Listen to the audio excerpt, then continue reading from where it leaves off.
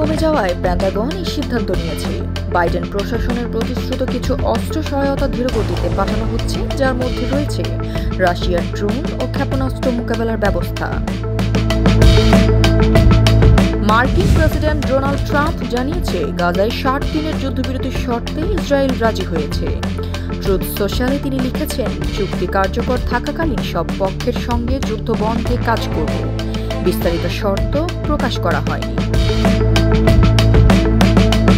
President Donald Trump new ইয়র্কের mayor প্রার্থী Zohran মামদানিকে আইসিই অভিযান বাধা দানের অভিযোগে গ্রেপ্তার ও তদন্তের হুমকি দিয়েছেন। ফ্লোরিডার এক প্রেস কনফারেন্সে তিনি দাবি করেন, মামদানি অবৈধ অভিবাসী। আইসিইর কাজে বাধা দিলে ব্যবস্থা নেওয়া হবে বলে সতর্ক করেন ট্রাম্প। থাইল্যান্ডের প্রধানমন্ত্রী পেতংটার্ন সিনাওয়াত্রাকে সাময়িকভাবে বরখাস্ত করা হয়েছে।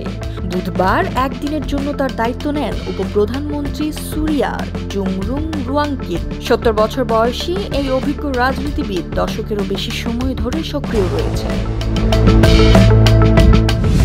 কাজাখস্তানের পার্লামেন্ট প্রকাশ্যে বোরকা ও নিকাব পরা নিষিদ্ধ করেছে, যা প্রেসিডেন্ট তোকায়েভের চূড়ান্ত অনুমোদনের অপেক্ষায়। সরকারের যুক্তি, নিরাপত্তা ঝুঁকি ও ধর্মনিরপেক্ষ সংস্কৃতি রক্ষা।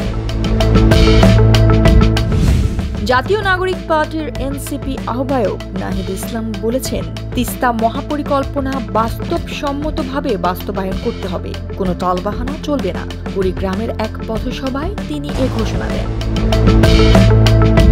তেজগাঁও শিল্পাঞ্চল থানা পুলিশ রাজধানীর একটি মানি এক্সচেঞ্জ থেকে 5 লাখ সৌদি রিয়াল লুটের ঘটনায় 6 জনকে গ্রেফতার করেছে। থানার ভারপ্রাপ্ত কর্মকর্তা আসলাম হোসেন বুধবার দুপুরে এ তথ্য নিশ্চিত করেছেন। প্রবাসী কল্যাণ মন্ত্রণালয়ের উপদেষ্টা ডক্টর আসিফ নজরুল জানিয়েছেন, মালয়েশিয়া আগামী 1 বছরে বাংলাদেশ থেকে সর্বোচ্চ 30 থেকে 40 হাজার কর্মী নেবে। 10 থেকে 12 লাখের দাবি অতিরঞ্জিত। জাপানের শ্রম বাজার শীর্ষক সেমিনারে তিনি এই তথ্য দেন।